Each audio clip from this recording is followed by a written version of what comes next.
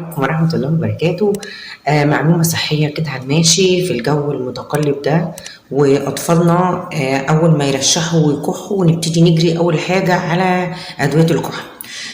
ممكن أدوية الكحة دي تأثر على نموهم العقلي، وخصوصا لو هم قبل سنتين. لو احنا قرينا البامفلت أو الورقة بتاعت العلاج اللي هي ممكن تعمل ايه في بعض الحاجات بيقولك ما تديهاش قبل ايه سنتين.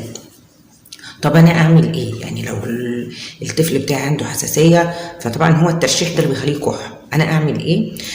طبعا ادفيه، ابعد عنه الحاجات اللي بتعمل له حساسيه. ممكن يكون ما بيرضعش طبيعي، بيرضع لبن صناعي، واللبن الصناعي عامل له حساسيه. المكان فيه مثلا روايح او برفان او حاجه او تراب، كل الحاجات اللي بتاثر له على يعني ان هو يحصل له حساسيه، وان هو مناخيره يحصل فيها الرشح، بحاول ابعدها، سواء اكل او ايه او الجو اللي حواليه. بدفيه، بدهن صدره بزيت زيتون بس يكون يعني نوع كويس بدفيه كده، وادهن له صدره وادهن له ظهره، وادفيه واعمل له سوائل دافيه. مش هدي العسل ده قبل سنة. ممكن أعمل ينسون ونقطة ليمون بسيط كده، وحلي بحاجة بسيطة من السكر اللي هو قبل سنة. بعد سنة ممكن أحلي بعسل أبيض أفضل طبعا.